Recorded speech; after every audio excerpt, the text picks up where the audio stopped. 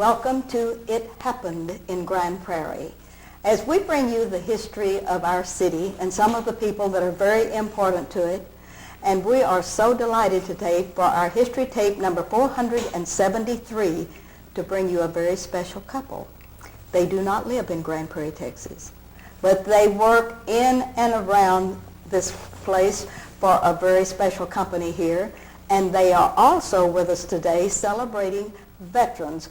We're going to call it Veterans Week instead of Veterans Day because we've been celebrating since last Friday, even up through November the 9th on Saturday when we had parades and other activities, and yesterday when Lee Middle School hosted a wonderful luncheon for approximately 40 of the veterans of World War II. We have no veterans in Grand Prairie with World War I, but we celebrated them even though they were absent in heaven. And we're so pleased to bring the commander of what we call the Armed Forces Reserve Complex, and it is also a very important person from the United States Army, the 4th Brigade, CSS, the 95th Division, Division IT, and they're located at 8020 Army Drive in Grand Prairie, Texas. And Colonel Reginald Grant, we're delighted to welcome you to the dais today. Thank you, Ruthie. I'm just pleased to be here. Yes, we're so glad to have a commander and a colonel and all of this good stuff. And along with you, you brought a beautiful young lady, Carol. I certainly did. You're sweet. Yes, Mrs. Thank Grant, you. we're delighted to have you with us today. It's Thank you. so wonderful. And we were so pleased yesterday to go through all of the ceremonies for Veterans Day and had a part in that ceremony. And since we couldn't have you here last week because you couldn't get permission to come on the day that we really wanted you, because even though you're a commander, you're not in command of everything. That's right? absolutely correct. That's in fact, as a commander, you actually have more people to answer to. Oh, you really do. Well, I was privileged to attend the change of command when you became the new commander of all of these numbers and all of these things that we've told about here today. And we're just so pleased that you're going to represent all of the veterans that we celebrated with over these last several days. And we're just so glad to talk about you and your life. And also we've included Carol in here. If she'll tell us some of the secrets about you, I think that would be really wonderful, don't you? If you give Carol an opportunity, she'll tell you all the secrets about me. All right. First of all, I would like for you to look out into your camera and tell us about the real Reginald Grant. Before he became a colonel, I'd like for you to give your mother and father's name and where you were born. And you don't even have to tell us when you were born, but I want to ask you a little bit about the young man before he became very important. Thank you. I was born in 1956 in North Carolina, a very small town in North Carolina. I think the population there is still only about 900 people. Born to Floyd Grant and Elaine Jean Grant, and grew up pretty much in a small town in New York. We moved when I was 2 years old to New York, Poughkeepsie, New York, which is about 60 miles north of the city. And it was there that I first became interested in the military. All right. As it turns out, we were only about 15 miles from West Point. And so my father on one Saturday morning took me over there and showed me a parade. And I thought that was pretty cool, all those soldiers marching in precision. I said, how do they do that? In uniforms. In uniform, and the uniforms were the best part. And they had the flags going, and they had the sabers out, they were flashing, and they carrying the big rifles. And at that point, I started reading everything I could get my hands on about the Army and about West Point. And as teenagers do, it was one of those things, I kind of forgot about it for several years. We moved to California. My dad was an engineer, and so he moved to where the work was. Yes. We moved to California, and I spent my junior high school and high school years in Los Angeles, California. Where did you start elementary school? Well, in elementary school I went, it was in New York, in Poughkeepsie, New York. In fact, my elementary school, I still remember, it was Warren Elementary School. All right. And I used to walk to elementary school every day, and back in those days, we did that. It was about a mile or so. Yeah. And from age 6 or 7 until we moved to California, I walked to school every day. It was not a problem. It was such a beautiful little town of Poughkeepsie. All right. Was there a mentor or a real special person you remember in Poughkeepsie when you were going to elementary school? You know, that's interesting. The people that I remember were my family. Your family, my parents. I also had an uncle that lived in Poughkeepsie. Yes. And as it turns out, my uncle was a soldier. All right, name him. Nathan Grant. Okay. He served in Vietnam. Yes. As a sergeant. And I can remember talking to him. In fact, I remember seeing him when I was very young in uniform one day, and it really struck. Impressive. It was very, very impressive. But I don't know that I do remember. I don't remember teachers' names, but I kind of remember their faces, their personalities. Yes. I remember one teacher who gave me responsibility for the class in 3rd grade. How wonderful. Oh, that's And great. I don't know why she did that, but she says, Yeah. I think that you are mature enough to make sure the class, when I go leave the room, stays quiet and does the work. You can't forget Poughkeepsie because that gave you your start in leadership. Well, you know, I often think about that as the beginning. And at that point, you know, I said, well, now that she gave me this responsibility, I have to do something with it. So Yes. I don't know if I was a tyrant back then in the 3rd grade or not, but it's certainly something I remember. And, All right, now from that very day let's on. get back to California now. Well, I tell you what, What California. schools did you attend in California? I attended Westchester High School in California. Okay. The Westchester High School Comets, as it was. All right, and at that high school, were there wonderful mentors, or did you go into sports, academics? What was your chief interest there? You know, it's interesting. I had many different interests. I played sports. I played on the football team. I also sang in the a cappella choir because I was interested in music. Yes. I do remember one teacher in high school that was kind of my mentor. Her name was Miss Cohen. I don't know what her first name was. Yes. We didn't know first names back then, but her name was Miss Cohen, and she was my algebra teacher. And not that I was ever all that exceptional in math. Yes. I was competent. Yes. But she inspired me to try harder, and I picked up algebra very well, very quickly, and it made a big difference in my high school grades, which had a lot to do with me being selected to go to West Point. So. Okay, I'm going to get back to that in Okay. just a minute. I'm going to let you rest a minute. I've got to get Carol up to snuff. Okay. She isn't even born yet, according to this interview, so we've got to get her. Carol, would you look out and tell us about your parents and anything you'd like to tell about your beginnings? Well, I was born in a little town called Peekskill, New York. Yes. Actually, I was born in Tarrytown, but I was raised in Peekskill. To James Grant and Margaret Grant, who retired to Florida many years later. Yes. And I went to Catholic schools from K through 12th grade. All right, who were your favorite nuns or favorite people that mentored you just in a real special way? I don't know at that age if I had any favorite nuns. I can't remember any of their names. I just remember they were real strict. Real strict. Real strict, and they kept you in line. As far as mentors, I would have to say it was probably family and friends. Family and friends. Okay. Did you have any specialty in going through your grade school and high school? Academics, favorite subject maybe? Math. Math? Math was my favorite subject going through high school. That's right. And I really enjoyed it and I did well in school. Good enough. Got high grades. Okay. And I played a few sports. But my main focus was really just family life. And trying to get out of school. Get out of school. Oh, we know that. Get out of school and hopefully get out of the little town that I grew up in. All right. And what happened to you after high school? Well, I started at college, and I got one semester in, and by that time I had been going up. I lived in a town right across the river, the Hudson River, from West Point. Yes. And every Saturday evening, the females of the surrounding towns were invited to West Point. Oh, yes. They would have a dance for the soldier or the classmen that were going there. Yes. And started going there and socializing, was having a good time, and then eventually I met my future husband there. Oh, that is wonderful. Now we have you all together. Now I can get back to him and interview him a little bit more about California. Now that California, you were in high school, how did you get selected for West Point? That magic thing that happened to you? Well, you know, it's not so much magic as it is a lot of letter writing. Yes, it is. It is a tremendous amount. I wrote a ton of letters, and each one my father graded for me, and was very strict in making sure I had the correct grammar, the spelling was correct, it was neat. All of them at that time were handwritten. And I sent letters to all the congressmen in my area, to the senators. You played politics, didn't you? Well, yes. You know I did. Yes, you did. That is great. That is great. And fortunately, I attracted the attention of, back then it was Miss Yvonne Brathwaite Burke. In fact, I'm not sure if she's still serving in California, but she was a congressman.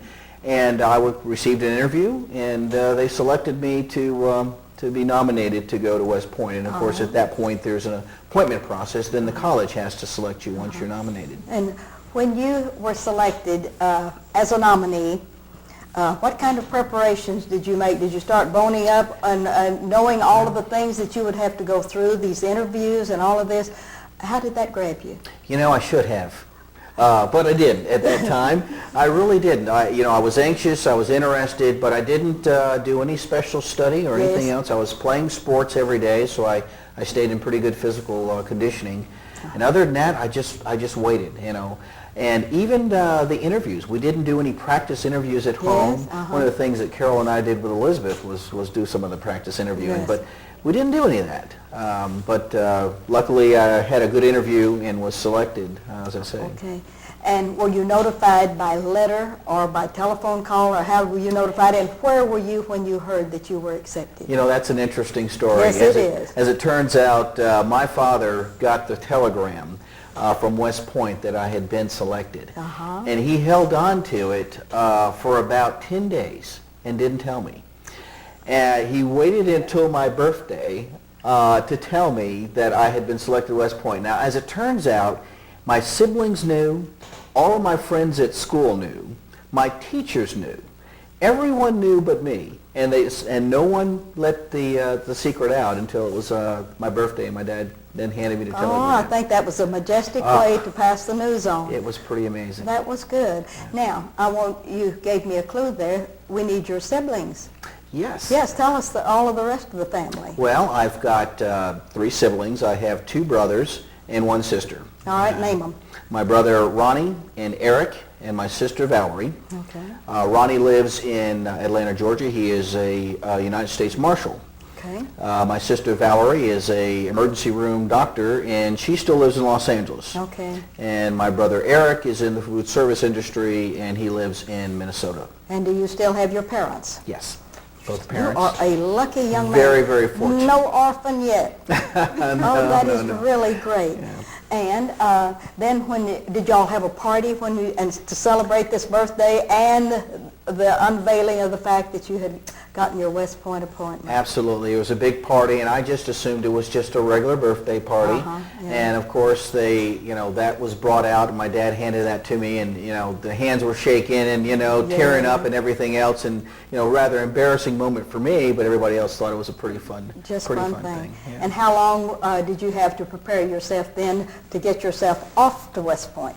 Well, we had to report, as I remember, in early June, early July, back at West Point. So I had, I guess, about 2 months or two to kind of prepare myself mentally, although the preparation I did was nowhere near enough for what I found when I got there. And life at West Point was bearable? Well, it is now. It is now. Back then you thought you had made the wrong decision. Well, it's very, very strenuous, but it's strenuous for a reason, obviously. And I am so thankful that I had that opportunity, because I think it makes a lot of difference in terms of the person I am today. But I do remember that first evening, at 18 years old and having played 4 years of varsity football. I just cried myself to sleep. Oh, yes. And if I had had a phone, I probably would have called home and said, come get me. Come get me. But fortunately, that didn't happen, and the next day, things got better and better until finally we were able to master it. And to tolerate. Oh, yes. That's great. And Carol has said that you met at a dance. Was that an exciting experience? All these good-looking girls coming in from all over New York. I've got to tell you that story, because that is a really important story for us. As it turns out, it was the end of my freshman year at West Point, and we were doing our military training out at Camp Buckner. And every Saturday night, like Carol said, there's a dance. Well, the first dance of the summer My luck, I pulled the guard duty. And so I was on guard duty that night, which meant I wasn't going to be able to socialize with the young ladies. I was the one that was to walk around and make sure that there was a respectful distance maintained between cadets and the young ladies. At that time, there were no women cadets. And needless to say, that didn't make me very popular with my classmates. Yes, you know. yes. But nonetheless, I took my duty seriously. And I was, of course, in my dress uniform. I had the braces on, the gleaming white braces and the brass and the Yes. sabers. And back then, you know, boy, That's was I impressive. good looking. That's Absolutely. impressive. Incredible. Oh, that was impressive. So I walked by this table, and I noticed Carol was there, and a friend of hers whom I had met the previous year. Yeah. And so I started talking to her, and found several occasions to keep coming back to that table Yes. during my guard rounds that evening, you know, as it turns out. And so we struck up a conversation, and the next day asked her up for a Sunday afternoon walk, and after that, I guess the rest is history. We've been pretty much dating ever since. Yes. Still dating. Still dating, still dating. Okay. I'm going to get to the point when you married and left West Point, but I want to ask Carol to name the family. Do we have your permission for that? You certainly have my permission. I remember most of the kids, but she doesn't remember all of them. Oh, Okay. We've been married for almost 25 years. yes. And we have a daughter, Elizabeth, who is 19 and is a sophomore at A&M University. Oh, how wonderful. It is wonderful. She's on a scholarship and studying computer engineering. Then we have twin daughters, Susan and Sarah, and they're 14 years old, and they're in 8th grade. They're in middle school. And they're our little sports players playing volleyball and basketball. And Oh, that's great. they're great, and they're very proud of their sister down at A&M, and we're just very fortunate to have And so Susan and Sarah attend school where in Arlington? we actually are in the Mansfield School District, good. even though we live in Arlington. They go to T.A. Howard Middle School. Okay. It's in the Arlington limits, but it's in the Mansfield in ISD. Mansfield ISD. I think that's wonderful. And I met all three of these beautiful young Well, thank ladies you. at the command change, and they are so outstanding.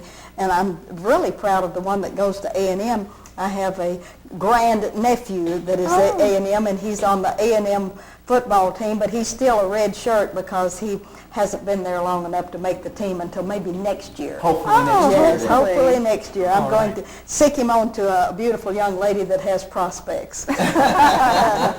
That's wonderful. All right, now that we have you married and have 3 children, tell me a little bit about your career after you left West Point. We know that you married and had children, but now tell me about the working part.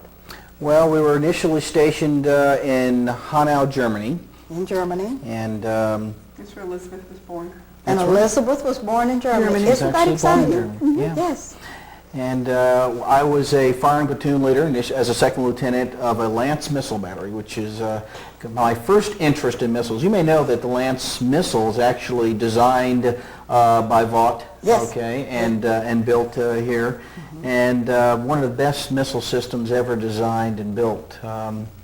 Outlived its usefulness, its design length by, I think, by 10 years. Wonderful system. All right. But that's how I got my start in the missile business. All right. Loved Germany. We had a great time. We traveled, Yes. did just a lot of things. Spent a lot of time in the field Yes. doing Army work as well, but I loved that as well. Had a great time in And Germany. this was what year? Well, I guess we went over in 1979. 79, We came okay. back in 84. 84, early 84. And at that time I went to Fort Sill. All right. That's in Oklahoma. Oh, it's in Oklahoma. That is Oh. the home of the Field Artillery, which is my Okay. base branch. Okay. Field artillery. Field Artillery. Okay. And how about Fort Sill? Oh, Fort Sill's an interesting place. For a field artilleryman, it's you know, it's nirvana. Yes. For everybody else, Yes. it just looks like desert. Yeah, but that's a wonderful place for y'all to practice. Oh, absolutely, absolutely. And after Fort Sill? After Fort Sill, I actually left active duty. I stayed at Fort Sill for 4 years, working in the combat developments of the multiple launch rocket system, Yes. also built by the Vought. famous Vought. Vought Company. And I worked on the requirements for the multiple launch rocket system as well as the Army tactical missile systems. Back then, I was working as a test and evaluation officer at Fort Sill. And I got interested in that and was hired onto a company called LTV. LTV. And what As year a- did you go into LTV? Well, that was 1988, I guess, the end of Right after- 1988. Sarah and Susan were born. Okay. That's right, it was right after Right Sarah after and they were Susan were born. born. And brought you right to the Grand Prairie, Texas It's a area? beautiful Grand Prairie, Texas. Yes, and, or Dallas. I believe it's located in Dallas officially. Officially. Yes, and you moved to Arlington? To Arlington, Texas. I had several friends that worked at LTV, and so I called around and asked and said, well, where should we live? And at the time, I had a friend that lived in Arlington. He says, well, we love Arlington. So we came down and that took a tipped the look. scales It for you. tipped the There you go. scales. We had actually no idea. I Yes. didn't realize how huge the whole Metroplex is in terms of the number of cities and choices we had. But Arlington has been good to us. It's been a very nice little community. And you are still not with LTV, but one of their subsidiary branch off, Ripple Out, whatever they are now. And That is correct. Give the name of the company that you work for now. Lockheed Martin Missiles and Fire Control, which is Yes. actually the heritage goes back to On LTV. Marshall. It's on Marshall Street right here in Grand Prairie, Texas. And at Lockheed Martin, I'm the director of naval munitions. Okay. That keeps you just real busy doing good stuff. Absolutely busy. Absolutely busy. That is wonderful. And then on the weekends, what do you do as an extra Well, you know, curricular when I activity? get bored, I serve as a soldier in the Army Reserves. Yes. Presently, I am the commander of the 4th Brigade, 95th Division Institutional Training. Now, we are a combat service support brigade, and I have units in 9 different states, and we train all of the transportation, the maintenance, the personnel services for this entire 9-state region that stretches from Texas to New Mexico over to Louisiana, up to Missouri, Nebraska, Iowa, and everything in between. Grand Prairie is so excited that they have moved this Grand Prairie Armed Forces Reserve base into the eastern portion of what once was Navy Dallas, and you're in the Grand Prairie portion, not in reality. So Right. you have a Grand Prairie address, and you all meet out there, and you bring in people from all over Absolutely. into our city. You're kind of like our ambassador. The United States has ambassadors in the different countries. Well, you're our little country there to the east in the city of Grand Prairie proper. And y'all meet every week or once a month? Oh, there is somebody out there every weekend, Yes. as well as during the week. There's training that takes place during the week. There are about 150 full-time government civilian and Army soldiers at the Grand Prairie complex during the week. There are about 1,500 or so that are assigned there. They meet on the weekends, and every single weekend it's a bustle of activity. Yes. Now, I'm not there every weekend. Yes. We trade off. I guess I have 1 week in a month that's my drill Responsibility. dates, my responsibility, and then Yes. other commanders have other weekends. And that's wonderful. And you've taken over the Desert Storm. You've Yes. now taken over, I believe the Marines have a section out there. You have a new building that's called the Flowers Building. Yes. And I was there for the dedication of that. That is Yes. magnificent what you're doing to that older part of Navy Dallas that was grown up in weeds, and it was not really carefully maintained by Dallas. No thanks to to Dallas. They wouldn't even let us take our mowers out there, and now you're making it pretty again. It looks a lot better now, doesn't Oh, it really does. And when I was there for the change of command, and the sun came up, and it was just so beautiful. I couldn't believe the transition that you had made just to that eastern part of the base.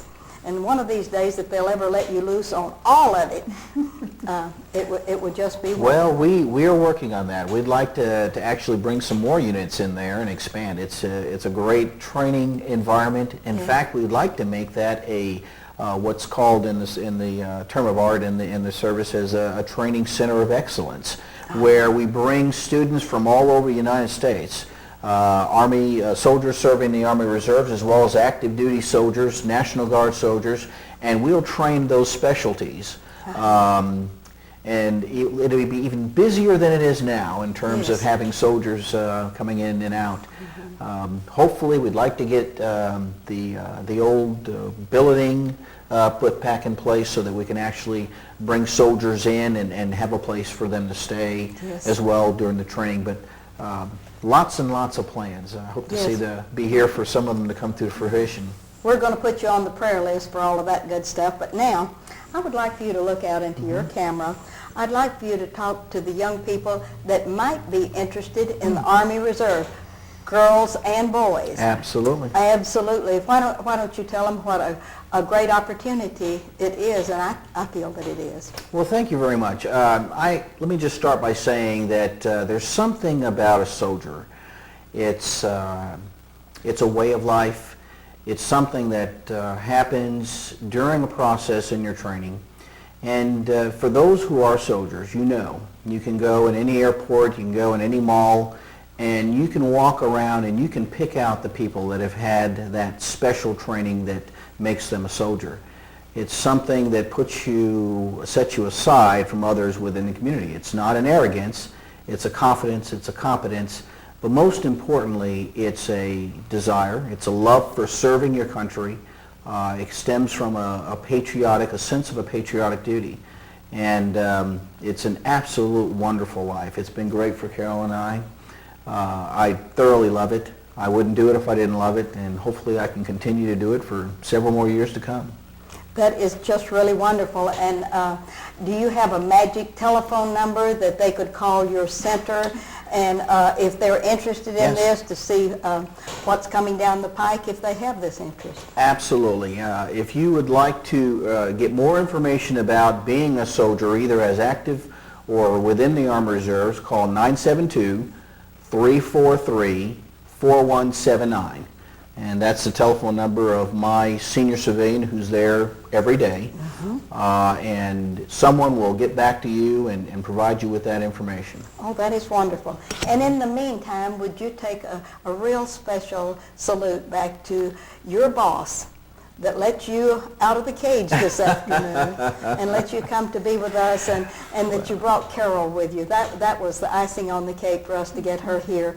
And I'm sorry we don't have pictures of the girls, but when you all get me the pictures of the girls after a Christmas holiday, maybe we can show those on our show and say, this is the rest of the story. Would love to. And congratulations for such a wonderful family, and for allowing us this interview into your sort of private, and yet we've made it a little bit more public than usual. And I want to thank y'all for taking the time to do all of this as a special salute to all of the veterans, the ones that have gone before us, the ones that are serving, and for those that will be coming forth after you've given them this magic telephone number.